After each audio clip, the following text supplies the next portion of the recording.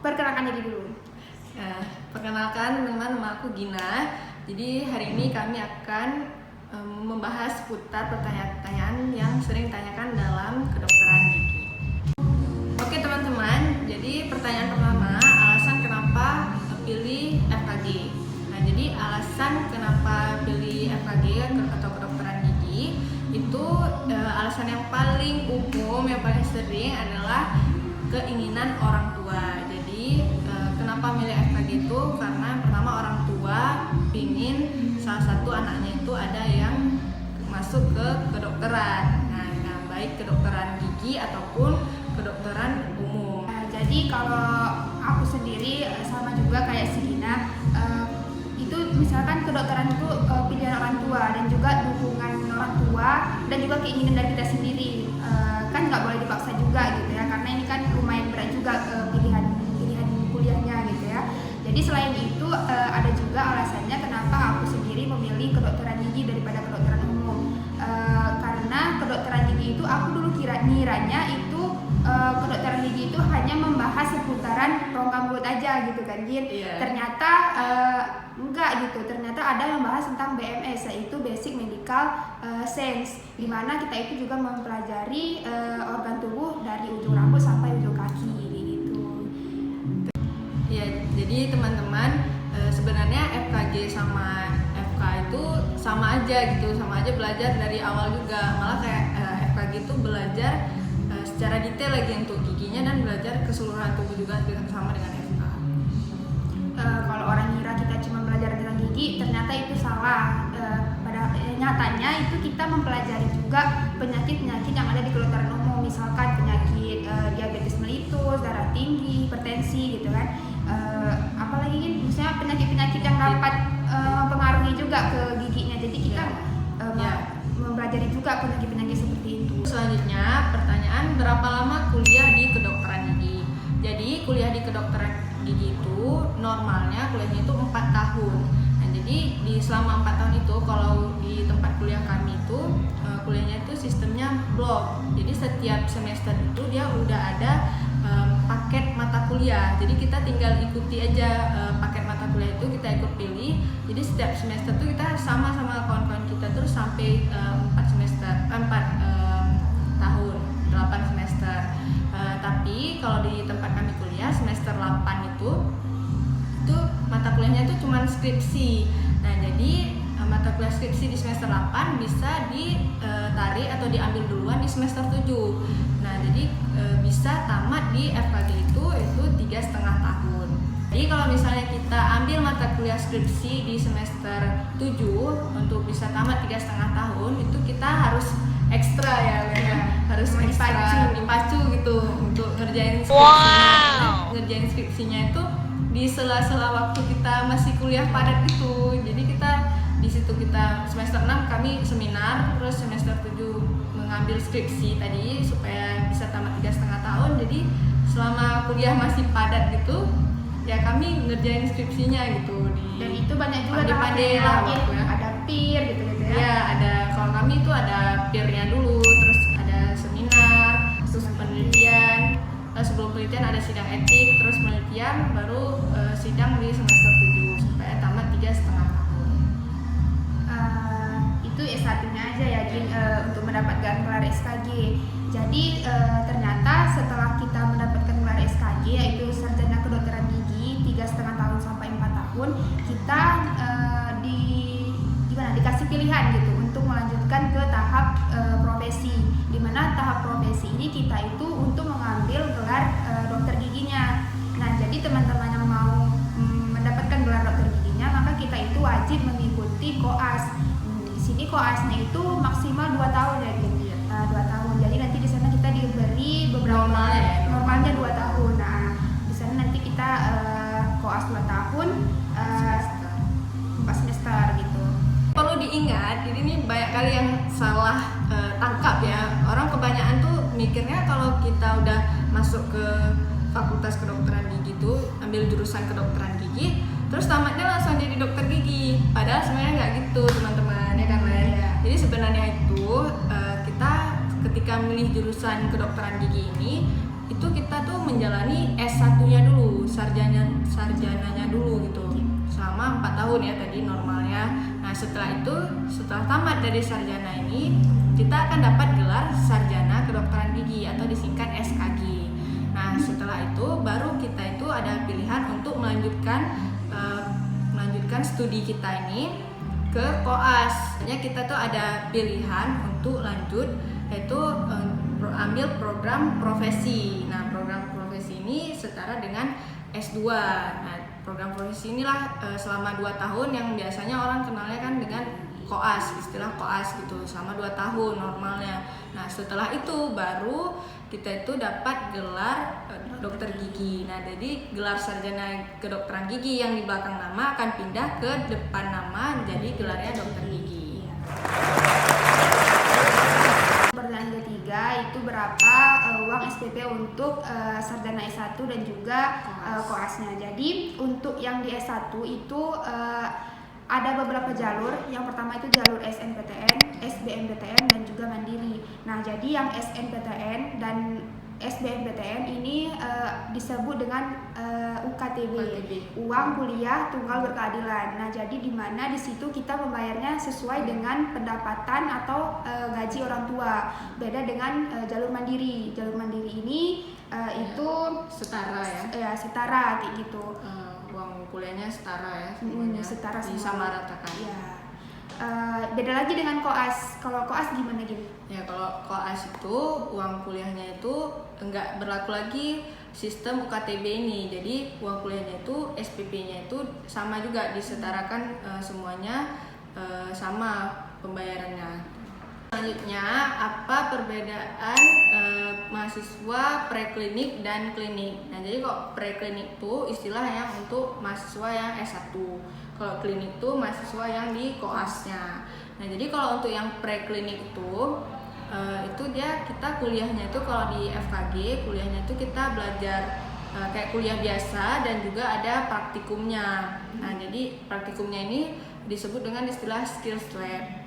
Nah, jadi kalau yang kuliah biasa itu kita kan ikut yang paket dari mata kuliah tadi itu. Kita kuliah kayak ada presentasi ya, banyak presentasi gitu, terus kerja kelompok, sistem grup gitu kan. Terus kalau yang untuk skills lab-nya itu kita belajar tentang kedokteran gigi gitu setiap bloknya, dan kita ngerjainnya itu di Pantom. Jadi ada Pantom itu dia itu replika gitu dari gigi manusia gitu kan, gigi manusia. Terus kami tuh belajarnya di situ gitu, misalnya nambal gigi atau misalnya cabut gigi gitu, itu semuanya kami belajarnya di Pantom. Jadi nggak ke manusia langsung waktu kami S1.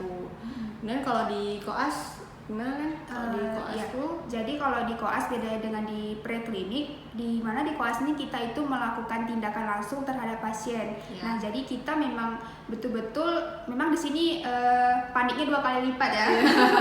Kita karena kerja manusia langsung, karena ke manusia langsung. Disitulah kita mulai pertama kali pegang pasien, mulai yang namanya darah udah ada betul-betulan. Yang di S1 cuman kita kerjain pasien-pasien yang nggak berontak. Kalau di sini kita memang harus hati-hati kayak gitu karena kita berhubungan langsung dengan pasien. Dan juga di sini kan kalau kita di koas ini memang harus cari pasien gitu ya. Baru biasanya itu kita bisa mengerjakan pasien. Beda halnya dengan di preklinik. Di situ kita memang disediakan patung yang untuk kita kerjakan. Tapi kalau di koas itu kita memang mengerjakan langsung ke pasien-pasiennya. Beda ya dengan S1 tadi, kita di koas ini nggak membahas lagi teori. Udah 80% itu kita melakukan tindakan ke pasien. Nah, tinggal 20% lagi itu kita mempelajari tentang journal reading dan juga ada presentasi kayak gitu. Dan juga ada diskusi tatap muka atau DTM sebelum kita melakukan tindakan yang kita ajukan kepada dokter spesialis yang membimbing kita. Ya, jadi kita itu di koas nggak sembarangan kerja, tapi kita itu juga dibimbing oleh atasan-atasan kita, dokter-dokter spesialis. Jadi kita itu memang dibimbing dari bawah. Jadi kami kerja itu di koas itu memang di bawah dari bimbingan atau di bawah pantauan dari dokter gigi spesialis. Oh ya teman-teman, jadi untuk istilahnya kan biasa orang tuh taunya istilahnya kami tuh sebutannya dengan koas kalau di program udah masuk ke program profesi kan. Jadi setelah tamat S1 terus dapat gelar sarjana kedokteran gigi, terus masuk ke ambil program profesi ya. Nah, terus itu disebutkan dengan koas. Nah, untuk kami ini julukannya itu, istilahnya itu adalah sekarang itu dikenal dengan dokter gigi muda. Nah, jadi kalau misalnya kedokteran setelah tamat terus dapat gelar sarjana kedokteran, terus ambil program profesi koas, itu istilahnya mereka disebut dengan dokter muda. Nah, sama juga dengan kami, kalau kami itu disebut dengan dokter gigi muda. Oke teman-teman, untuk pertanyaan selanjutnya, bagaimana perjalanan kita selama di koas? Nah, jadi keseharian kita aja nih ya. Nah, jadi kami kalau pergi koas itu teman-teman jadi pergi pagi sebelum jam 8 ya. Setengah 8 itu kita udah pergi ke rumah sakit Irian Mulut atau RSGM. Nah, di sana kita itu kejar-kejaran. Kalau telat kita itu kejar-kejaran untuk rebutan absen. Absennya itu pijar print, jadi memang kita tuh antrian lah kayak gitu ya. Karena di sini kalau misalkan kita itu telat aja 1 menit, otomatis itu nanti kita nggak boleh kerja, pinjernya langsung dinonaktifkan gitu ya. Jadi kita nggak bisa lagi terdaftar nama kita di hari itu. Jadi nggak boleh bawa pasien, dan kita itu juga di rumah sakit kalau kita pun kerja nggak memang nggak dianggap datang gitu ya. Jadi udahlah, kalau udah kita itu terlambat memang udah nggak dianggap nggak ada di situ gitu. Jadi mungkin bisa kita manfaatin untuk yang lainnya, bisa mencari pasien atau apa. Nah, untuk ngomong-ngomong cerita tentang mencari pasien, kita kebiasaannya itu kalau kan misalnya nih pagi jam 8 kita udah pergi koas sampai jam setengah 1 ya. Setengah 1 istirahat sebentar, kemudian jam 2 kita masuk lagi koas sampai jam setengah 5 asar lah kayak gitu ya.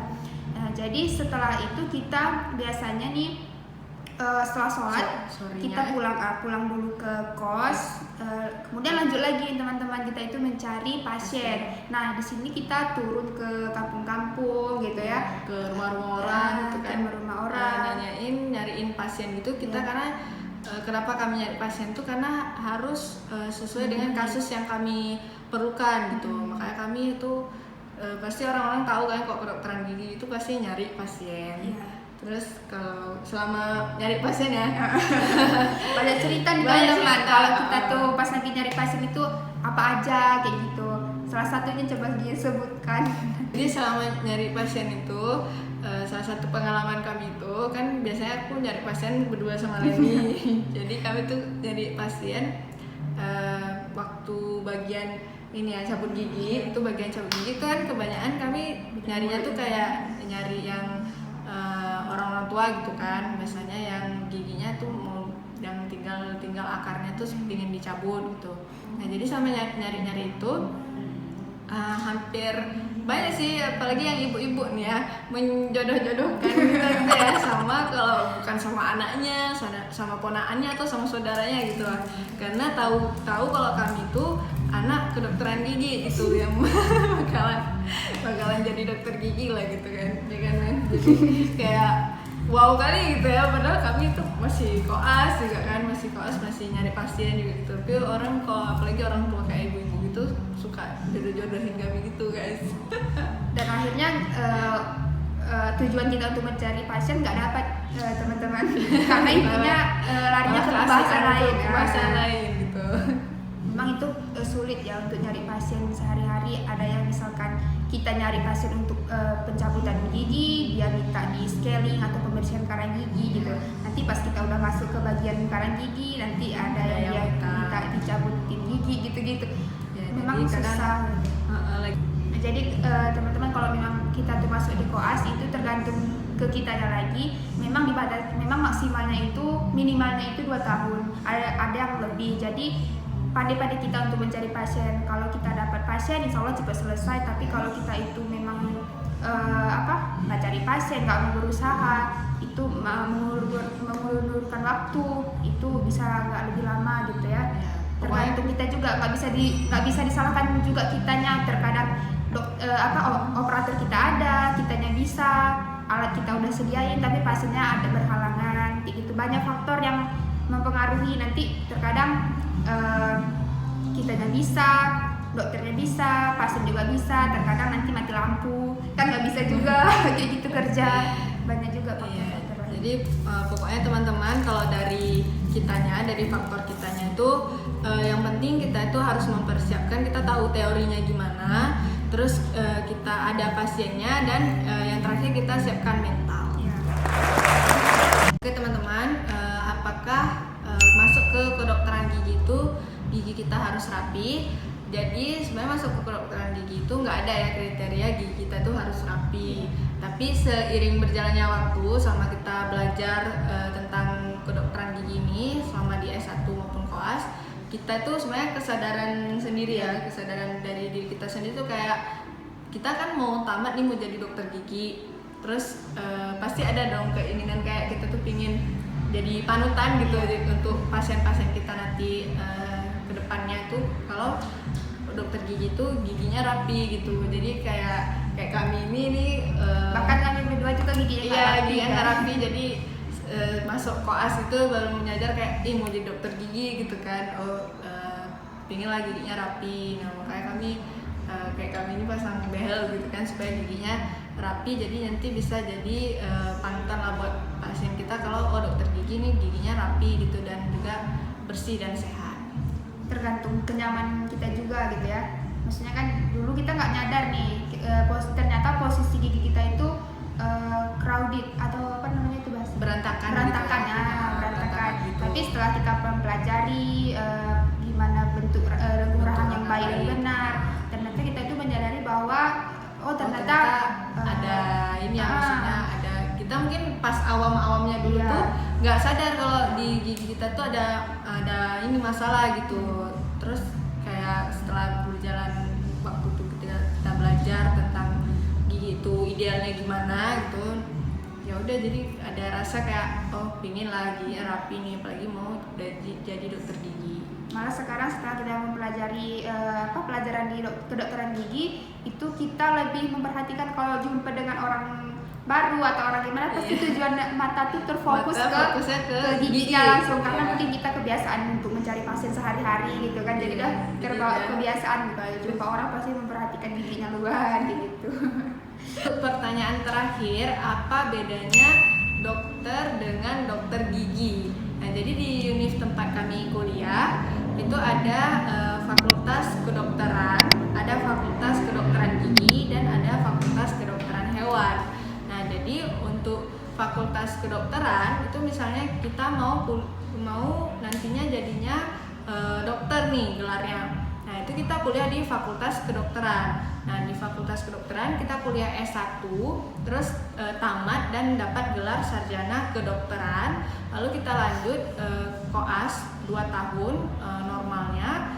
Terus kita tamat dengan dapat gelar dokter. Nah, setelah itu kalau kita mau lanjut itu kita ambil program spesialis. Nah, nanti setelah tamat dari program spesialis itu kita akan dapat gelar dokter spesialis kulit kelamin misalnya, atau dokter spesialis mata dan spesialis lainnya.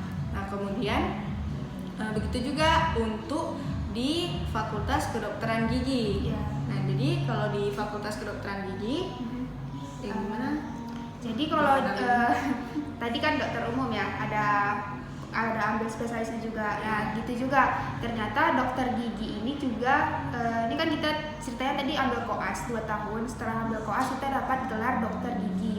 Nah, dokter gigi di sini masih dinamakan dengan dokter gigi umum. Nah, jadi setelah melakukan ambil profesi dokter gigi umum ini, kita bisa diperbolehkan untuk mengambil jenjang selanjutnya itu spesialis juga gitu kan. Nah, jadi ternyata dokter gigi ini setelah tamat itu namanya dokter gigi umum. Nah, setelah itu apabila kita mengambil spesialis, maka kita baru disebut dengan dokter gigi spesialis.